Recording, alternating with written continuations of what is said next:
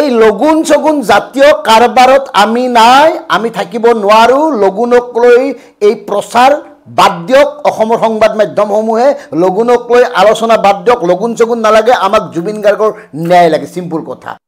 আৰু এই লগুণৰ আঁৰতো যে এটা সাংঘাতিক ৰাজনীতি আছে, আমি আপোনালোকক জনাই আছোঁ, শুনক। এই লগুণটো কোনটো চেনেলৰ সন্মুখত ছিঙিলে, কোনটো চেনেলৰ সন্মুখত লগুণডাল টানি ছিঙি পেলোৱা হ'ল? প্ৰাক চেনেলৰ সন্মুখত। গতিকে প্ৰাক চেনেল কাৰ? যি সঞ্জীৱ নাৰায়ণ শ্যাম কানুৰ অভিন্ন বন্ধু, যি সঞ্জীৱ নাৰায়ণে জুবিন গাৰ্গক মদ খাই মঞ্চত আত্মা বুলি কয়, সেই আত্মাৰ মৃত্যুৰ পিছত এটা গছৰ তৰিলেনে? তাৰ বিপৰীতে একেবাৰে ছিংগাপুৰৰ পৰা আহি চাফাই গালে সংবাদ মাধ্যমৰ সন্মুখত, ধোৱা তুলসীৰ পাত সজাবলৈ চেষ্টা কৰিলে। আৰু আজি এই বিষয়টো মন কৰক, ক'ত কেনেকৈ আৰম্ভ হৈছে।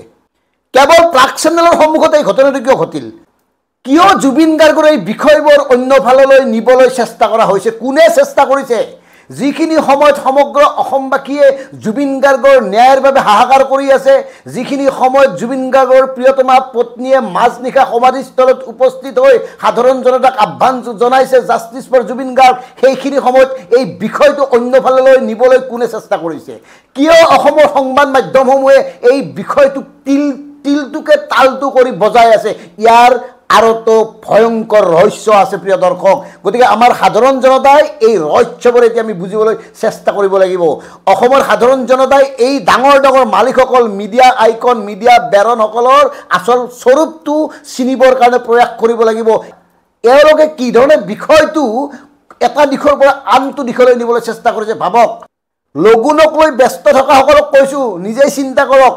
দেশ আৰু জাতিৰ কথা ক'বলৈ লগুণডাল প্ৰয়োজনীয় নহয়। লগুণ থাকিলেও ক'ব পাৰি, লগুণ নাথাকিলেও ক'ব পাৰি। অসামাজিক কাম লগুণ পিন্ধিও কৰিব পাৰি, লগুণ নিপিন্ধাকৈও কৰিব পাৰি। গতিকে লগুণটোক লৈ ইমান ব্যস্ত হোৱাৰ প্ৰয়োজন নাই। আমাক জুবিন গাৰ্গৰ ন্যায় লাগে। বিশ্বগুৰুৰ দেশৰ বাসিন্দা আমি, অথচ অসমৰ প্ৰিয় সম্পদটোক হেৰুৱাই যি ধৰণে অসমবাসী মৰ্মাহত হৈছে, সেইখিনি সময়ত বিশ্বগুৰুই কিয় ছিংগাপুৰক বাধ্য কৰাব পৰা নাই যে তাৰ পৰা সকলোবোৰ যিখিনি আমাৰ অসমীয়া আছিল, অসম এছ'চিয়েশ্যনৰ যিখিনি সদস্য আছিল, তেওঁলোকক অনাৰ ব্যৱস্থা কিয় কৰিব পৰা নাই? কিয় ইমান দিন প্ৰয়োজন? কিয় তেওঁলোকক আবেদন কৰিবলগীয়া হৈছে যে আপোনালোকে পঠাই দিয়ক মহাশয় বুলি? কিয় বাধ্য কৰিব পৰা নাই? এইটোৱে আটাইতকৈ ডাঙৰ কথা। কাৰণ এওঁলোকে বিশ্বগুৰু বিশ্বগুৰু বুলি চিঞৰি থাকে, অথচ বিশ্বগুৰুৰ দেশৰ এগৰাকী স্বাৰ্থপৰ অৱস্থা আজি এই। আৰু মন কৰিব, এতিয়া লাহে লাহে সংবাদ মাধ্যমৰ সন্মুখত একাংশ স্বয়ম্ভূ জুবিন প্ৰেমী ওলাব আৰু নিজকে বহুল প্ৰচাৰ কৰাৰ কাৰণে যি টি কাম কৰিব। গতিকে সেইসকলৰ প্ৰতি সচেতনসকলে নজৰ অনবৰতে ৰাখি থ'ব। কাৰণ বিষয়টো ইতিমধ্যে ডাইভাৰ্ট কৰাৰ কাৰণে চেষ্টা কৰি থকা হৈছে। আমাৰ একদম চিম্পুল কথা, আমি কাৰো কথা নুশুনো। আমাক জুবিন গাৰ্গৰ ন্যায় লাগিব, ইমানে কথা। কিয় ন্যায় বিলম্ব কৰা হ'ল, কিয় ইমান দিন ন্যায় পোৱা নাই, আমি এই কথাবোৰ নুশুনো। কাৰণ আমি বিশ্বগুৰুৰ দেশৰ বাসিন্দা। আপোনালোকে আমাক নেতৃত্ব দিছে, আপোনালোকক আমি প্ৰশ্ন সুধিম। এইকাৰণে জুবিন গাৰ্গৰ বন্ধু কেন্দ্ৰীয় মন্ত্ৰী হৈ থাকোঁতে, অসমৰ আপোনাৰ নায়ক কেন্দ্ৰীয় মন্ত্ৰী হৈ থকাৰ সময়ত 14গৰাকীকৈ সাংসদ দিল্লীত থকাৰ পিছতো কিয় জুবিন গাৰ্গৰ মৃত্যুৰ ৰহস্য উদ্ঘাটন কৰিবৰ কাৰণে এটা তদন্তকাৰী টীম ছিংগাপুৰলৈ যাব পৰা নাই? সেইটোৱে আমাৰ কাৰণে ডাঙৰ বিষয়। আৰু সেইটোৱে অসমবাসীয়ে নজৰত ৰখা উচিত। কাৰণ কাৰ কি ধান্দা ইতিমধ্যে লাহে লাহে প্ৰকাশ হ'বলৈ আৰম্ভ কৰিছে। আমাৰ একদম স্পষ্ট কথা, জুবিন গাৰ্গৰ অসমখনক আমি ৰাখিব লাগিব। অযথা অনাউত বিতৰ্কৰে জুবিনৰ বিষয়টো অন্য ফাললৈ নিয়াত যাতে কোনেও এওঁলোকক সহায় নকৰে। কাৰণ চান্স পালে অসমৰ একাংশ সংবাদ মাধ্যমে এইটো ফালৰ পৰা এইটো ফাললৈ নিবলৈ প্ৰয়াস কৰি আহিছে। আৰু আমি ক'লোঁ নহয়, প্ৰাক চেনেলৰ সন্মুখত কিয় এই নিৰ্দিষ্ট ঘটনাটো ঘটিল।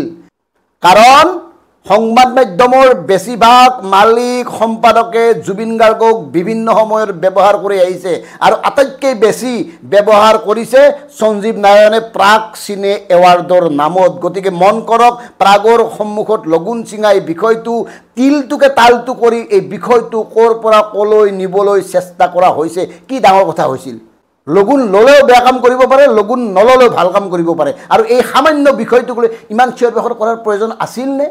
গতিকে এই মুহূৰ্তত আমাৰ একদম স্পষ্ট কথা, গৰিমা গাৰ্গৰ লগত সমগ্ৰ অসমবাসী আছে। আৰু এই ন্যায়ৰ যুঁজখনক নেতৃত্ব দিয়ক গৰিমা গাৰ্গে।